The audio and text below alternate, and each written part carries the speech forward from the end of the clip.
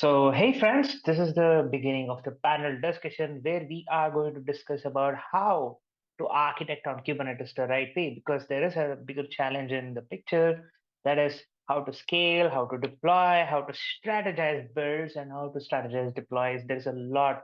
Okay, here are my amazing panelists who are going to discuss about how to do an architecture on Kubernetes the right way. That means what are the right practices? What are the best ways in which you can start adapting Kubernetes in your production? So this is it.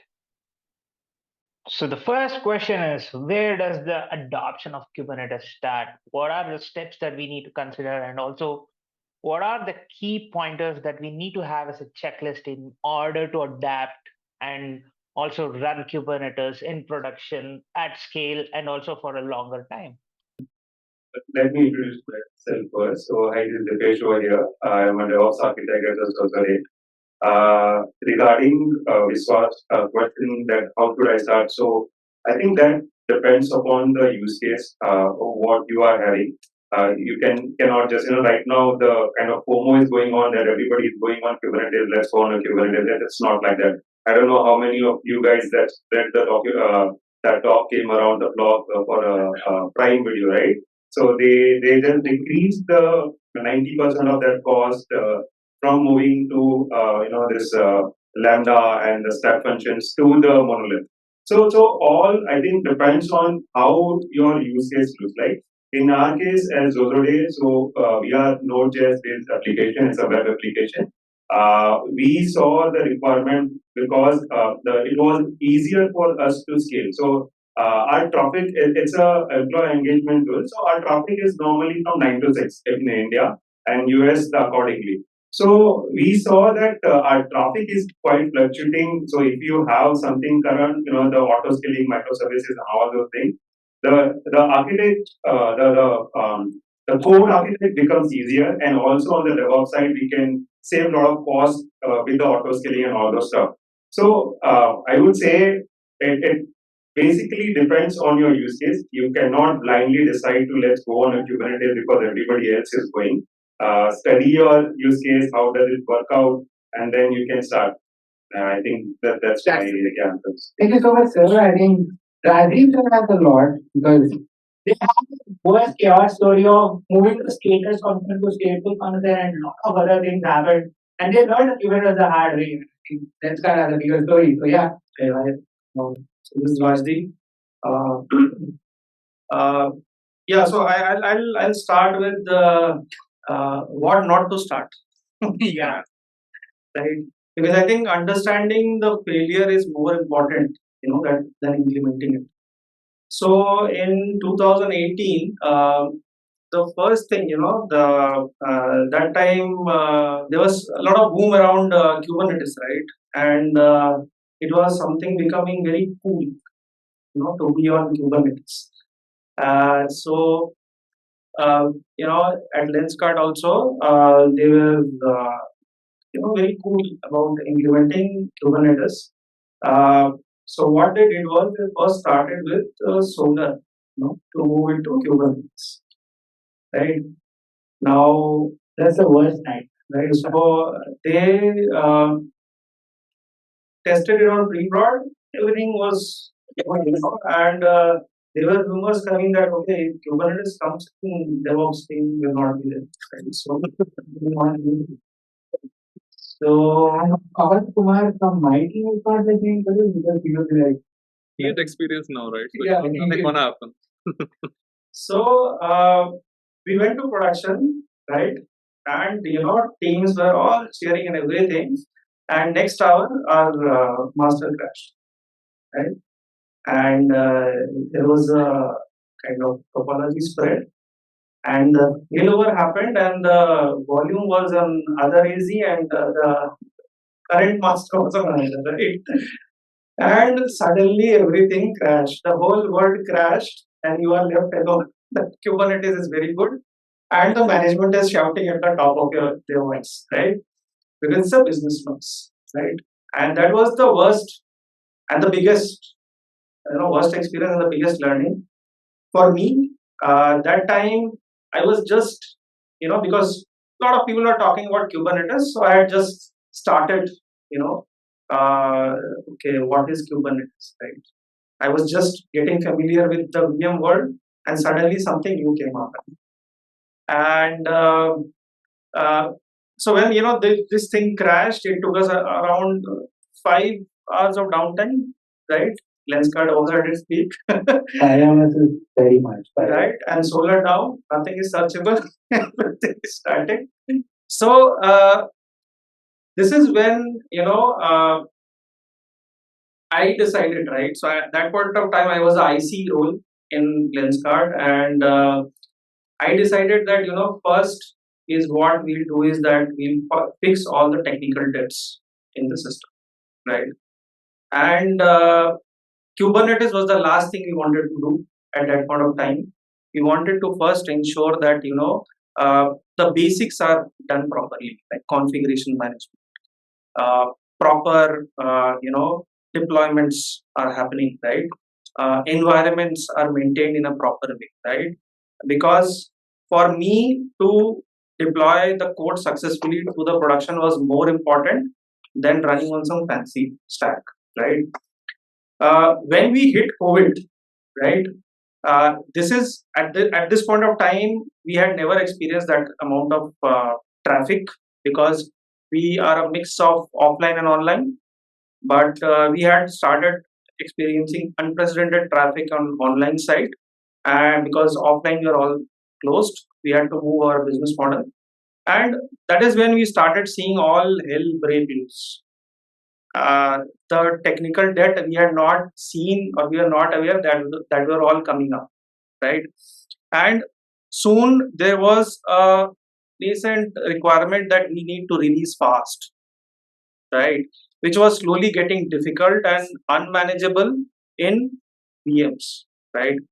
Also, kind of we were on Chef, right? We were managing our configurations on Chef, and we had to do a lot of iterations. There were a lot of configuration changes happening, and we adopted Chef at a point of time where all these configurations were kind of hard coded into the system, right?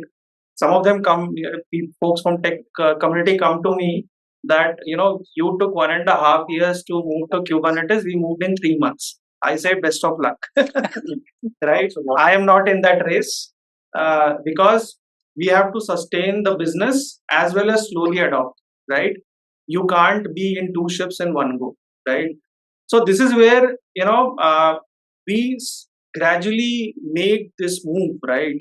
And I'll tell you, and I one day I was planning to write this on LinkedIn, right? See, some of the biggest wins for us were not Kubernetes, right? Some of the biggest wins for us were moving to DNS, right? Centralizing the configurations into some configuration management tool, right? Separating out isolating the staging environments, right? Separating out our our VPCs, yeah, separating out our VPCs, right? To basically separate out the concerns. So it's a gradual journey, and Kubernetes has been now coming back to when you should or where you should start with Kubernetes, right? How we start. So we started with some very basic applications, right, which had the least amount of business impact, right? If you talk about that, right, applying Kubernetes, and which were kind of very basic in terms of configurations, very lightweight containers. If it breaks down, nobody's shouting at us, right? And can be tested and scaled easily, right? So we started from there, right? Okay. Now, first of all, when we first hit the endpoint of Kubernetes, which is running on production, it was a eureka moment for the team. Okay, this works, right? I cannot believe this works, right? Because we were used to on heavy VMs, and now we are in such a small pod, right? And the biggest win was that we saw that we were gaining almost 20% on the performance, right? And it was like eye opener for us because on VMs you have different other libraries that are running on that VM, right? That could consume a lot of resources, and you are not aware of that, right? On a Spring Boot application, you are running ImageMagick on that server, right? There is no correlation, but you are running it, right? So this is where, the whole, you are able to showcase to other stakeholders, your development team, product team, and they say, "Arey, yeah, what? We are going to save this amount of cost." They only start, banging all the trumpets and drums, and slowly, as you go along, now the management will slowly start, becoming more and more aggressive. That okay, let's start experimenting with this. They'll do it in off hours, then they'll slowly move to this main hours, right? I know I'm out of time. I'm giving. Yeah, go ahead, go ahead. So, I think that's a quick round of a journey to start and then this hobby is some work that has happened for 5 months. Yeah, it's still ongoing. It's still ongoing, yeah. I think the best part about DevOps, I'll tell you what's the best part about it. You really learn from somebody who is very new to the system as well. Because he might crash into something else and he might give you something more. Like, hey, you know what? We are doing something nonsense here and we are not thinking about what we have to solve here and we are thinking about something fancy that is coming out in Kubernetes world or something like that. I think that's the best part about DevOps. There's one of my mentors, John Willis, Handbook of DevOps he's one of the authors there. He always says that because it doesn't matter if you work tirelessly and you work and deliver a solution day in and day out. What matters is, are you winning in the game of building a team, building a technology stack that runs a business logic? And I think Toyota production system is one example where they had stopped the production back on, but at one fine day they were releasing 3 seconds one car. I think Mike Rother, all these guys are advocating Toyota production system in the DevOps, but I think Let's Car had a similar movement. Okay. Now you're talking about DevOps. I'll give you a very Small intro. yeah. I'll give you a very quick, case, and where we'll feel very proud about, right? So, how many of you know UBI in Bangalore? So, I had this call with the UBI team, right? And you know how many transactions they do. It's in crores, right? And a couple of seconds or couple of minutes could, cost them their, trust. And it's an Indian company, so the press is right behind them. So I met their team, and what they were very scared, but at the same time very optimistic about implementing chaos engineering into the system. Right now, sorry, I'm going to just take one more minute to write a lot of stories. So they asked me. The first question was that, okay, are we going to break everything? Right. I told them, no, this is a continuous journey. In chaos engineering, you slowly mature into it, but yeah, that is going to give you your resiliency score high, right?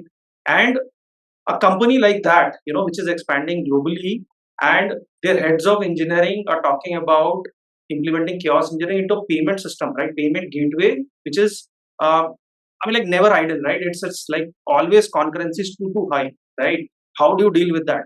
So I think everyone is learning, right? They are such a big company. They are also running a lot of on VM, something on Kubernetes compliance reasons. But see, the core our thought process is aligned, right?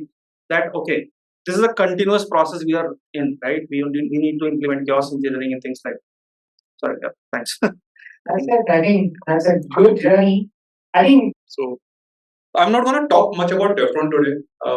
That's not the question, right? But to just answer that question, I look at things from the Occam Razor's perspective, right? I think a lot of you might not have heard of it, but the idea is to say that pick the simplest solution for the problem. That's how you move forward, right? Another way to look at it is saying that are we building an evolutionary system? I'm not going to think like 10 years ahead and build the system today. I'm just going to say that I'm going to build a system for today, maybe for 2 months ahead, but I'm going to build a system in such a way that can I keep on expanding it. Right?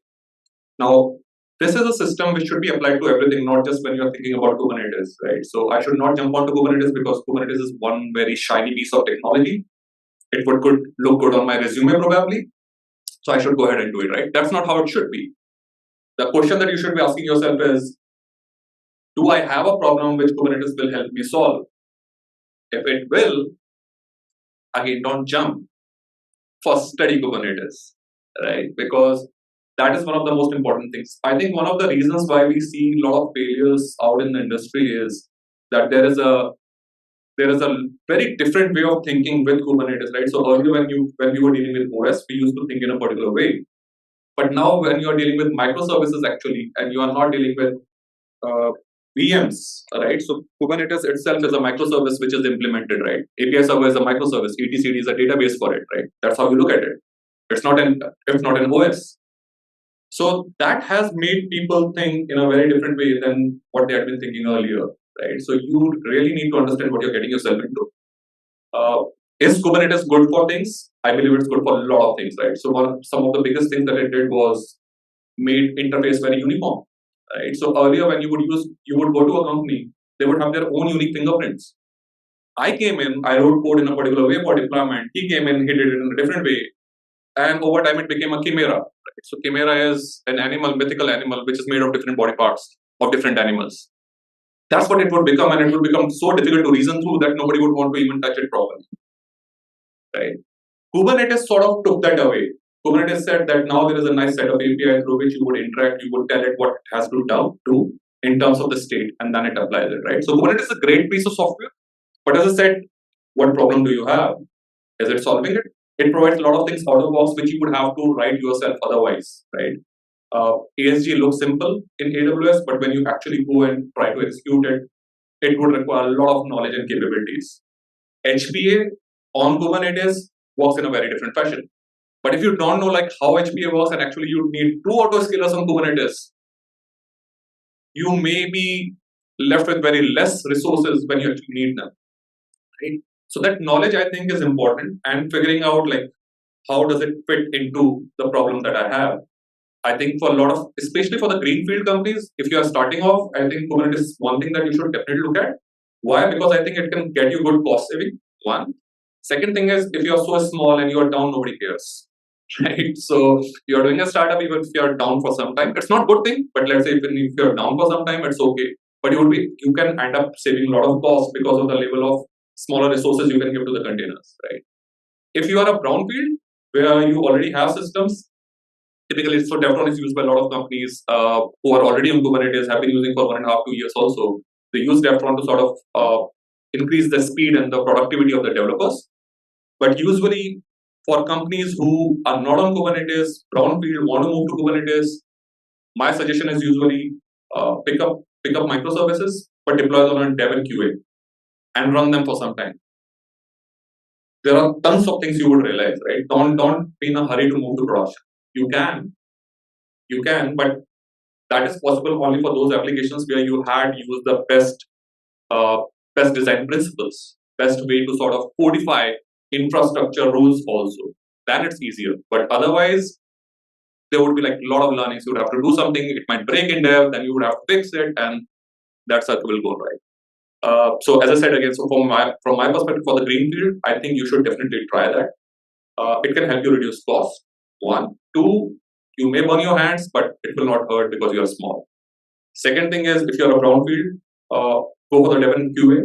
But again, as Rajdeep was also saying, like, what's your motivation? If you're a brownfield, what's your motivation to go to Kubernetes? That should be clear. And if there is enough motivation, you should figure out whether it will actually solve that problem. And if it does, then only move ahead with the system. So that's what my take is.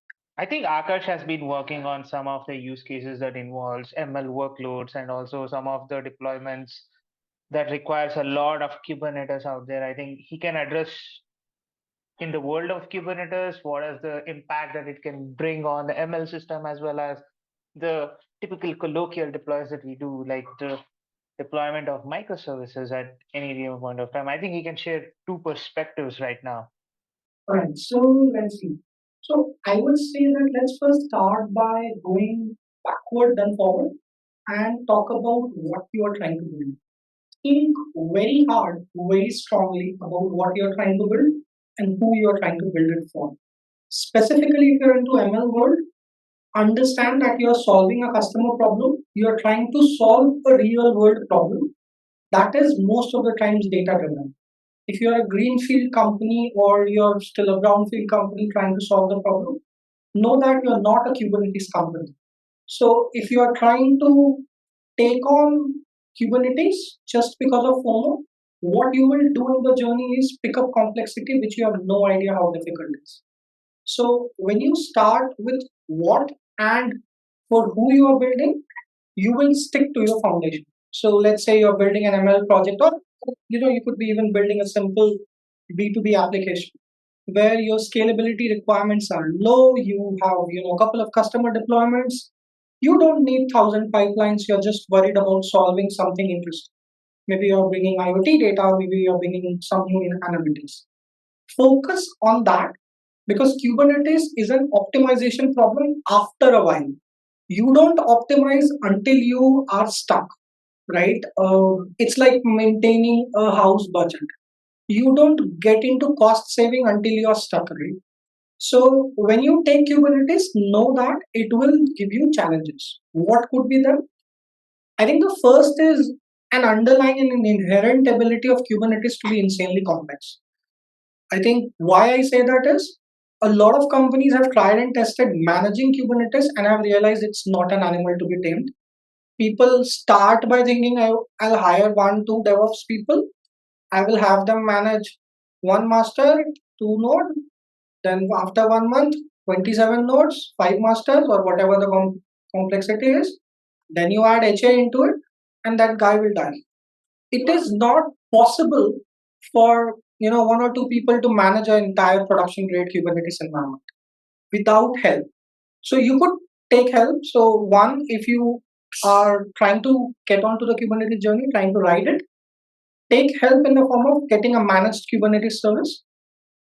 I think I speak from my own experience as well as a couple of others that it's not worth the time to learn and master managing Kubernetes infrastructure. And as your requirements and use case deepen, let's say you are trying to get into managing persistent volume claims, the example which he just gave, you could end up in a state where your one of the regions are down and your core database or HCD is in another region.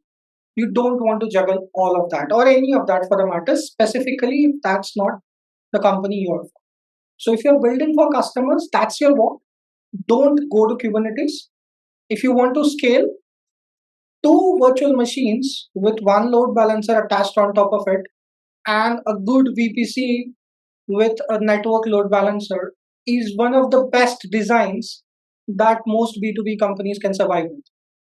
You don't need a 4 node configuration. Then what else do you pile up?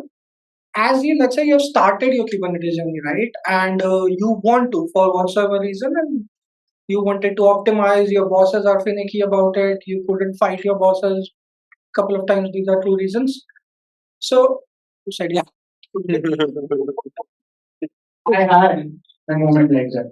So sometimes you are driven by that fact, and if you have started it, make it a long and progressive journey. Don't make it a race to deploy it fast into Kubernetes. Specifically, if you go, how many of you are aware of CNCF landscape? Some We of you. are in CNC landscape, so yeah. So you should be. Yeah. So CNCF landscape is a website.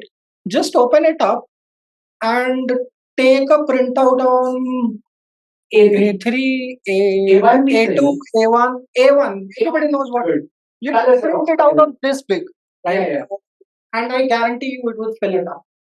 It has that many open source technologies, and if you just filter out on the core of them, you're still left with a lot of them. So the technology choices that Kubernetes forces you to make, you could be an AI company, you have to worry about, let's say, Devtron, no offense. You have to worry about Argo, you have to worry about Argo CD, you have to worry about your key value store, you have to worry about Prometheus for monitoring, you have to worry about Grafana. Too many tools to name, TLDR. But what happens if you have picked it is you get on a journey with tools that is almost never ending. So again, dragging the point back to what? If you are not a core Kubernetes company, if your core job is not to work with Kubernetes, and you don't have customers or you don't have use cases and needs which warrant it, And that can be very easily identified by having a good, genuine conversation with either your peers or industry leaders in the space. Don't go for it. And if you have started, be very, very wary of the fact that you will end up into a framework war, into a tool war, into, sometimes people just spend countless hours into juggling. YAML लेते हैं कि JSON में format करेंगे, दोनों के बीच में एक tool लिया, and somebody finds a nice tool which is converter, and they'll take that converter, deploy it into Kubernetes, and give developers a new tool. Don't get up in that habit. So I will. That has actually happened with my company Yeah, once.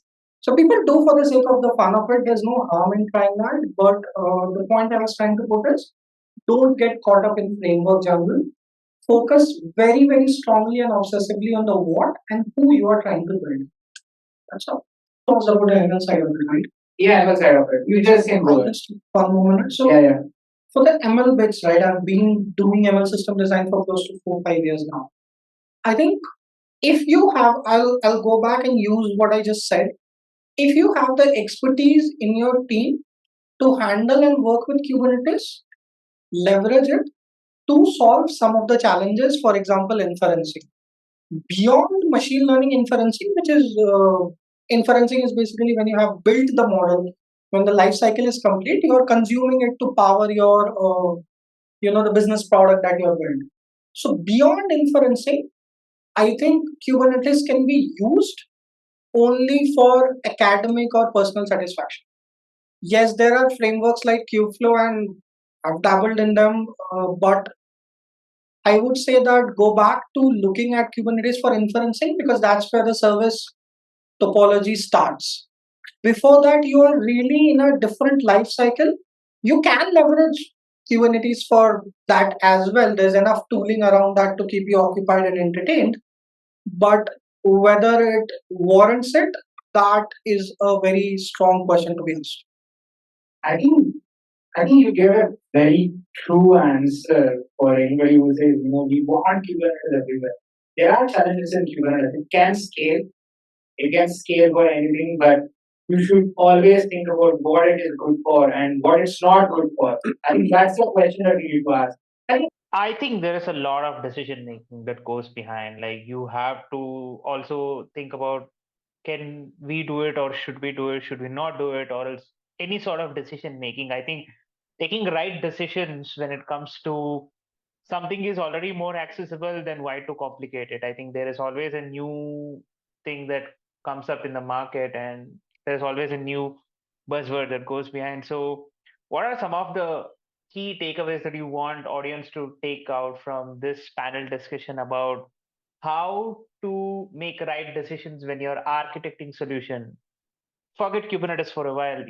Let's talk general architecting a solution. So what are the key takeaways that you feel that through your experience that audience of this panel discussion need to understand and realize over a course of time, and now make an approach while architecting a solution using Kubernetes or as any other technology as well? I think the first is to acknowledge it.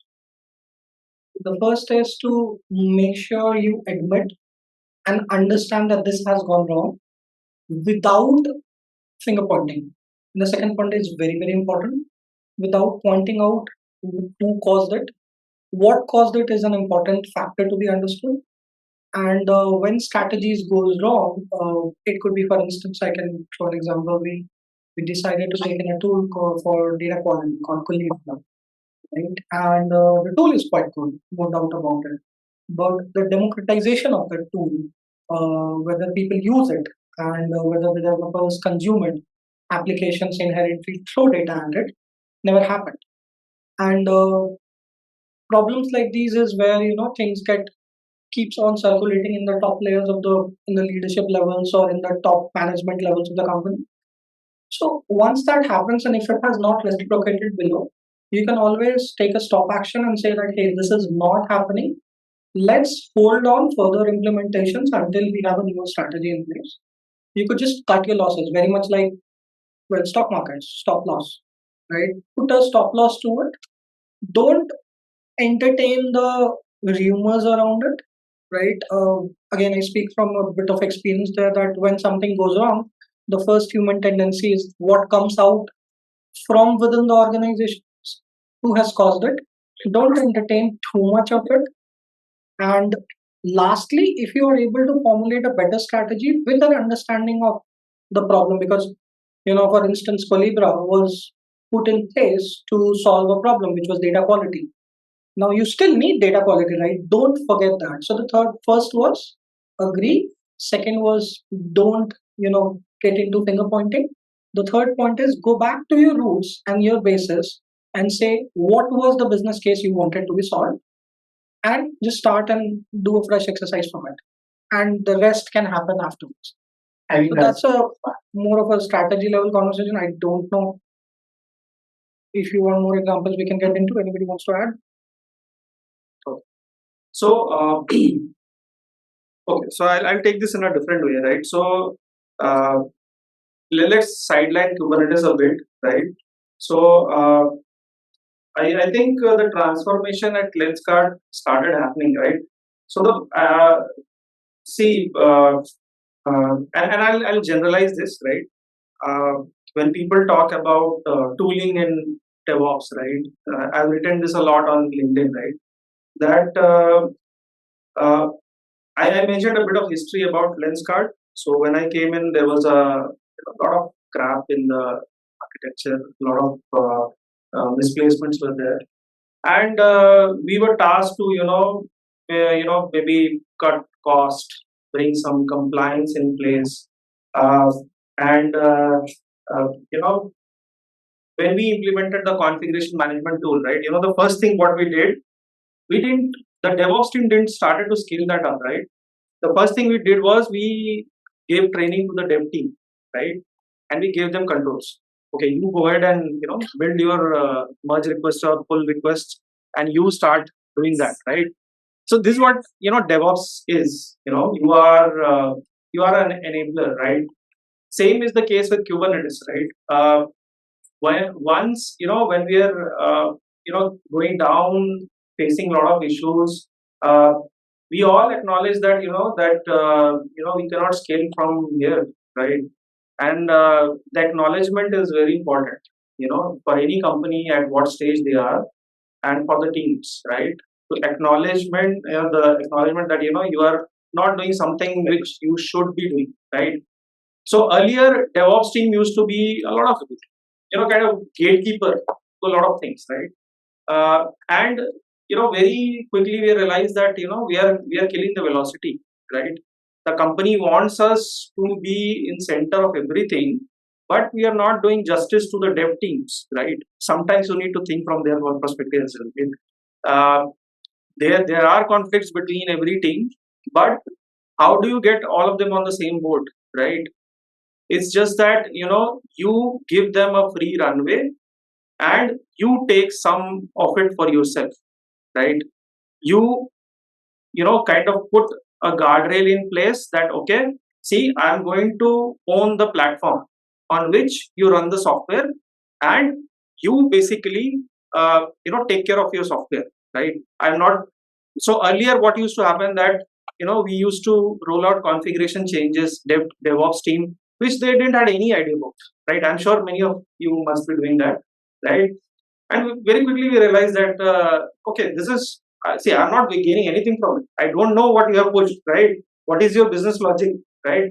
So why should I be concerned with that, right? And this is where we slowly started separating out things, right?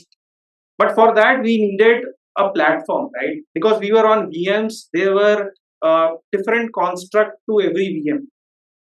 We were spinning everything using Terraform. We were bootstrapping with Chef. We are maintaining it with Chef. But the thing was that we were still in the middle of all those things. They were coming back to us. Okay, are the semantics correct for Chef? Okay, my application crashed. Please restart. Right. So we didn't wanted to own all this, right? And we wanted a framework which could help us solve all these things, right?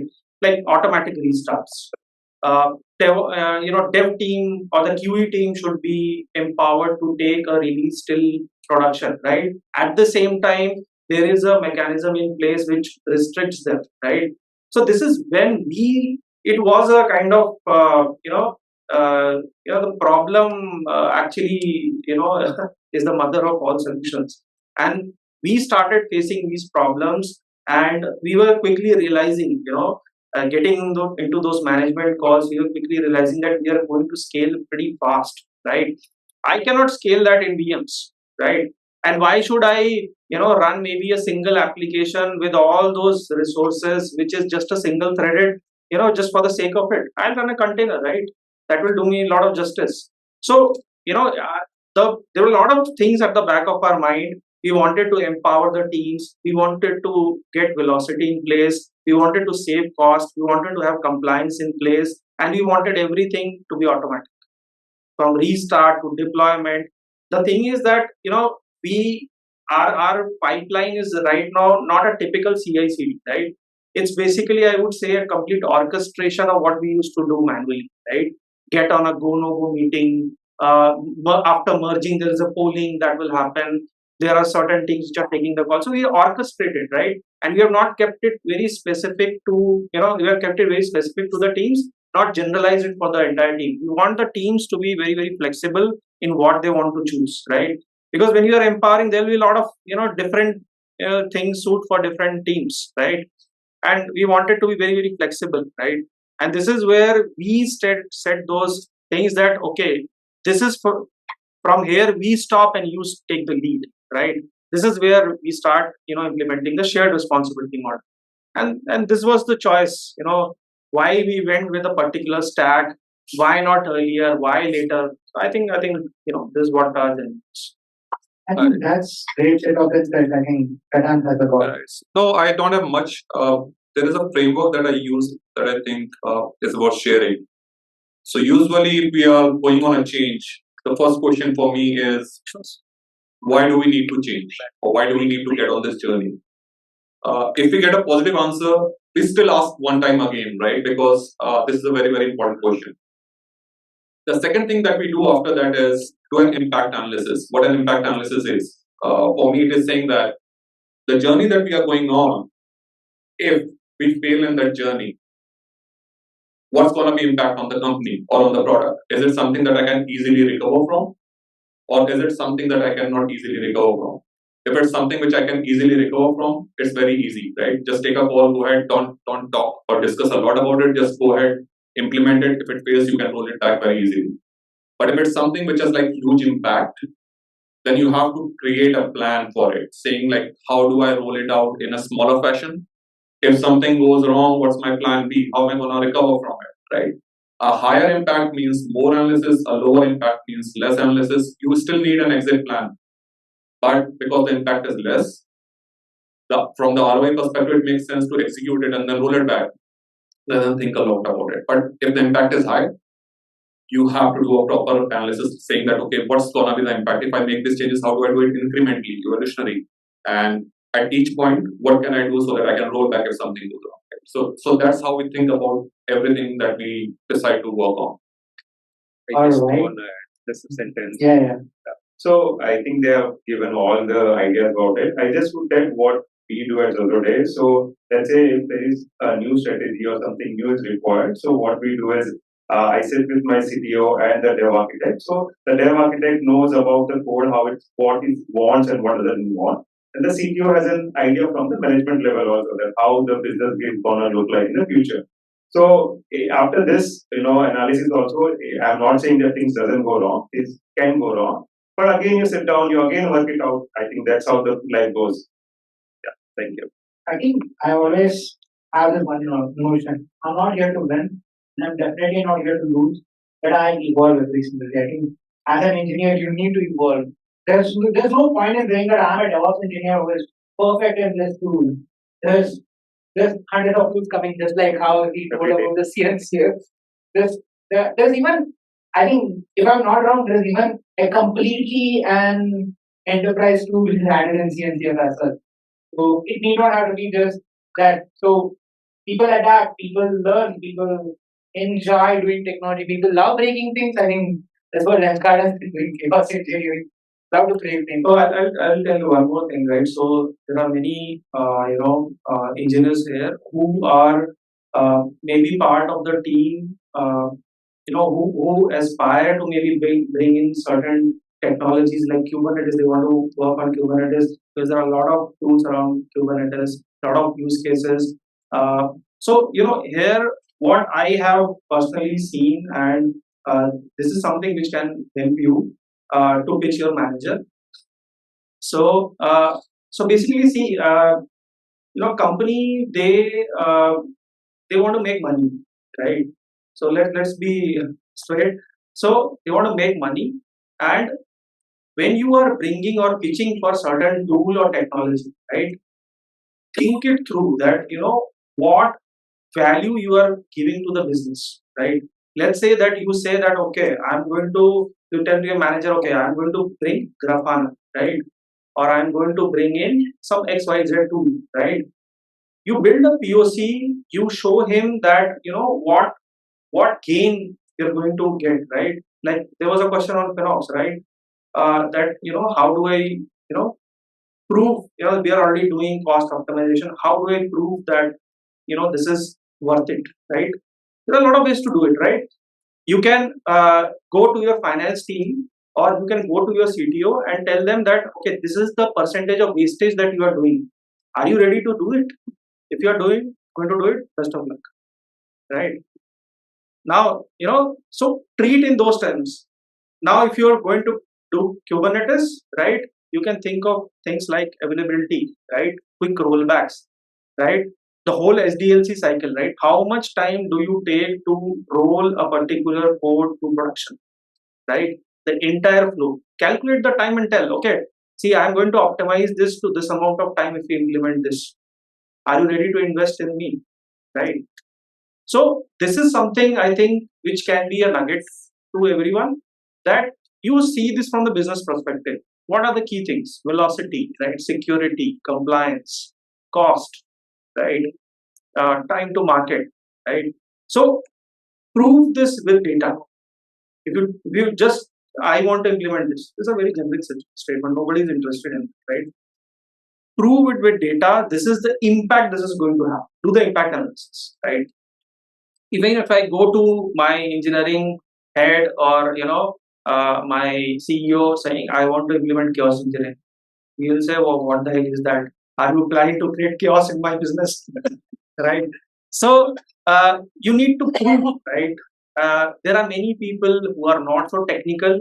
You need to maybe make them understand in some simple languages, or there might be some tech people where you might have to prove them with data, right? This is the impact I see, right?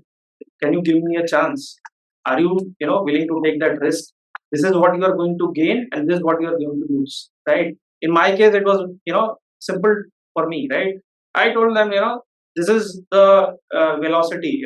If you want to make 400 releases, 4,000 releases, 10,000 releases per day, this is not going to sustain in this model, right? Okay, then what could be? You should be ready with what could be, right? So this is how you do it, right? Come here and ask questions. All right, folks. There are two questions that I noted down, and these two guys, you just ask the question and just go there, stand there, and ask the question because the mic is to record. So my question is like, you spoke about developer velocity and the interactions between dev and DevOps, right? So have you tried implementing an IDP in the organization, and how did that help with your operations? Okay, so we are still building IDP, right? IDP has recently become another buzzword. Yeah, correct. Right? Exactly. But in our cases, why we decided to go with an IDP again comes from problem statements, right? So there were different problem statements like onboarding user, right? User coming into the company, lot of time spent on onboarding them to certain tools that might result into lower NPS scores, right? I don't know if you know NPS, Yes, yeah. right? So we have started tracking the NPS scores of our internal customers, which are our own teammates, right? So this is again data driven, right? Now, if you have a single platform where you upload it to their manager and just by a click, HR and the team can do it, right? You are not in the middle of that. That's one of the use cases of IDP, right? Another case could be building ephemeral environments, right? This is again where DevOps team becomes a blocker, right? Why don't democratize the framework and actually give it to the teams, right? You build your own stack, right? You can templatize, you don't need an entire pre-prod all the time, right? You just build stacks which are very very relevant to their use cases, right? Like a storefront needs only xyz, right? uh, Different other front end needs xy, some abc, right? So you templatize it, you make this ephemeral on usage basis, you discard when it is done, right? It's a win-win. Cost compliance, you move it to certain teams in the workflow that okay, you need to approve it, this is the cost. Now what you are doing is you are making this whole exercise inclusive, right? There are many teams involved and it is transparent without blocking anyone. That's when the IDP makes more sense, right? You want to do some analysis of the infrastructure as code, you want a central place to do that. All these use cases are there, right? This is where IDP is much more helpful. Just want to add to it. Yeah. So uh, this is a subject like which is very close to my heart, and Devtron is essentially trying to solve this, right? So I don't go after the buzzword, so I don't care what IDP is. The way I look at it is to say that there is an ideal workflow. So if you are a developer, there are certain touch points that you have, whether it's across infrastructure, across code. There are certain touch points that you have as DevOps team members. You may want to build the guardrails. So this is how I look at it. Like, how can you have a system which is focused towards the experience of the users, not think of it as something which mismatches different things together and say that okay, it works, right? As a developer, if I don't want to be aware of the domain, you should not post domain on me. I don't need to learn AWS. I don't need to learn Kubernetes. What I care about is my code and deploying it and debugging it and ensuring that it is running in the way that it is supposed to run, right? So that's how I look at, call it IDP, you call it platform engineering. But I think that user experience still now in the DevOps space, the products that we have, whether in open source space or that we have been building in-house, they have not been focused on experience. They have been functional, saying that, oh, I want this to be done. Let's write some code to get it done. That's not how it should be. If you are using a product, it should care about your experience. That's what I believe. And I believe that with the kind of open source ecosystem it is building, this is a reality which is gonna happen. It may take some time, but it will happen. Sure. I think that's a lot of insights that these two guys share. IDP is not a jargon that is coming up very recently. We were building, right? Like if you see the history of open source with the GNU certification, whatever it is, it still was an IDP. They saw that version control was a problem statement. Linux was actually a kind of a tool which modified the way you think about deploying a code as an OS. I think IDP was there, but it was not framed as an IDP. But today we are celebrating IDP to a bigger extent. I think one question. Yeah. So my question is regarding how do you say if you have Kubernetes in place and you're using it for large scale, like lots of microservices, and you've convinced the management to adopt it. Now you have the responsibility of getting more optimization in place. So how do you go ahead and deal with issues like fragmentation across the resources? Because you sometimes don't want to go down to that at lower level and control those logics and how the scheduling is going to happen. And so, are there any good strategies or approaches to optimize even further after you have it in place and then get more like financial benefit out of it? I can talk about it, but somebody else. I can. So the thing is, when you deploy the Kubernetes, right? So you do not know that how much resources it's gonna use. So what we do is on a dev cluster, we go with the minimum resources. Then we monitor it with the our testing and QA we do, and we monitor the resources to see how much it is using, normally. And according to that, we scale it up. Right? So there are some tools like Cube Report is there. There's something called Perfect Scale is there, which gives you an idea about it, that how much, whatever resource you have configured, how much utilization is there. Let's say you have configured 500 milli-CPU for the request, and it's using just 50 milli-CPU, right? So you're wasting a resource over there. So other than that, what you can use is of course horizontal scaling. So you start with the minimum 2 pods, and then once the you decide your, how you want to scale it up according to your CPU and memory. But there are the CADA is there, so CADA is with the other than the CPU and memory. If you want any other features to scale it up, you can use it over there. Regarding some other cost optimization, what we did is not regarding Kubernetes in it, but even in within the AWS region, right? So US West is or the Mumbai region is quite cheaper than the other region. So if you deploy over there, or let's say one of your pod is contacting to RDS, which is deployed in the same region, then if you have a same region, then you can save a data transfer cost over there. Or when you know that two of your microservices are talking to each other, you can schedule them on the same node. That would save a cost, data transfer cost for you. Using some VPC endpoints when you are contacting some services from the AWS side, that would cost. So I think those are the things we have done in terms of. Okay, so if I understood the question correctly, so basically you want to optimize without going deep into it. So how we did it was that we basically sat with the finance team, right? And we got an understanding that what their expectation is, right? And we designed our scaling policy accordingly, right? So in our cases, scaling happens at 6 different levels, right? So we first try to leverage Spot on Graviton, then we move to Spot AMD, then Spot Intel. If there is no, then follow this sequence in on demand, right? Similarly, we realize that and this is where where tech debt or you would say that there is a price to pay for every technical call that you take, right? So in our cases, when we were dealing with the best architecture of AWS, and I'm not saying it's bad, right? This is where you'll have to take a call. So in our cases, when we are dealing with Kubernetes, we quickly realized that we were paying a lot of money on AZ transfer cost, right? A lot of money, right? And initially we thought that okay, this will be the ideal architecture, but slowly costs were jumping off the roof. So we then again revisited our strategy, right? Now we first scale in one region, and then we have a fallback in case, right? So this is how, without going into the granular, you can take this, make the systems take those calls. But still you will need to go deep, right?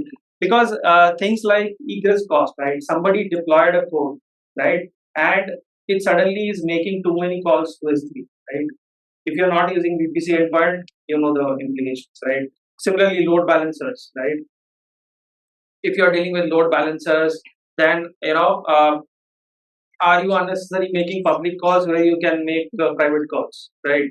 So things like these, right? These are something which requires continuous lookup, and this is where I feel that a dedicated team might help, right? It's not that you can start with a dedicated team, but you can have a team to basically have a close watch on these things, right? Even if you are working in a pod structure, you can have at least one member from the platform engineering to basically just keep an eye on, okay, are these levers in place, right?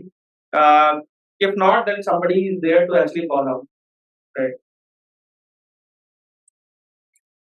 So a few specific points related to node groups, right? So one thing is you need to tune your cluster autoscaler. The default configurations of cluster autoscaler are just not good, right? So they make things functional, but they are not the right configurations. The other things, for example, he was talking about like fleet manager, right? So which allows you to have different type of node groups. And in cluster autoscaler also you have different kind of optimization algorithms that are possible, right? So are you optimizing the capacity? Are you optimizing the pricing? Right. So those are the things. And also you must be using different node groups because different node groups would have different resources available to them, which allows Kubernetes to tune it in a slightly better fashion. That's another thing that you should be doing. The other thing that you should be doing is, most of the time I've seen this happening a lot, where the difference between the request and the limit for the resources is like too high. People think that this is a strategy to save cost. It is not. Essentially, it does the reverse of it, because you have put request as very low. What would happen is, if you have an HP works on request, not on limit, it will scale it. Second thing is, if it becomes higher, there is overcommitted memory, because of which it may have to reschedule it to a different node. Now it may have to bring up a new node, or it may even degrade the performance by like rescheduling it back to the same node. So I think these are some of the things that you can do to do these things. Then there are systems which allow you to schedule your pods back to a spot node once they become available, right? Because what happens with the Kubernetes autoscaler, plus autoscaler would be that if spot nodes were not available and the pods got scheduled to us on-demand node, maybe RIs, it will not schedule them back to the spot, right? So that's another thing that you can do. Termination handlers come in, right? So the point is that if you have to do that, you have to go deep. If you'll not go deep, it would be hit or miss, I would say.